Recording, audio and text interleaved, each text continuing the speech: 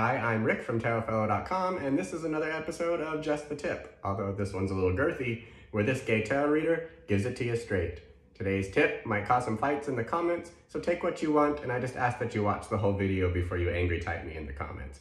Here we go. You must read reversals.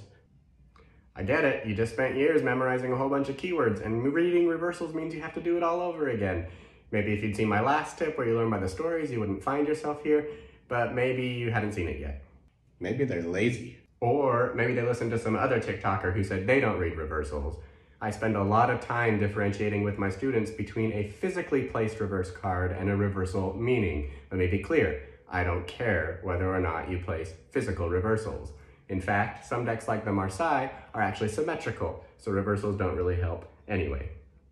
What I do care about is the meanings of a reverse card. You see, the holistic tarot story is always represented regardless of its position in a reading, and reversal meanings are much bigger than being blocks to the main plot point or exact opposites, which is why it's important to understand that every tarot story has main plots and subplots. If you don't like to read, but you play video games, you can think of those subplots as side quests. I actually coined a new term that fits my relationship to tarot better. I call those subplots shadowed perspectives.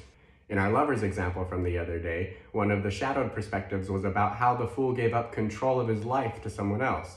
That's a red flag. No wonder cards like the Devil and the Hermit come after that choice, but I digress. So how do you determine whether to interpret the main plot or a shadowed perspective? You can use things like context or intuition, both of which require you to have a holistic view of the card meaning, by the way. Or there are systematic ways. The Golden Dawn has a complex method related to court cards. I don't use that system, and it's too complicated for a 3-minute TikTok video. Let's poorly summarize.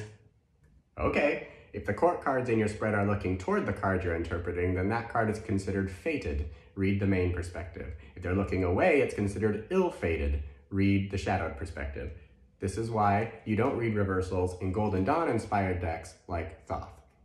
Physical reversals are actually the easiest systematic indication of when to read a shadowed perspective.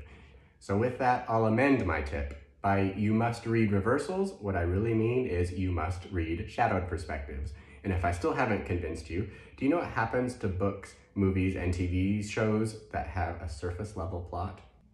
They get canceled. Now you can go angry type me in the comments. See you next time.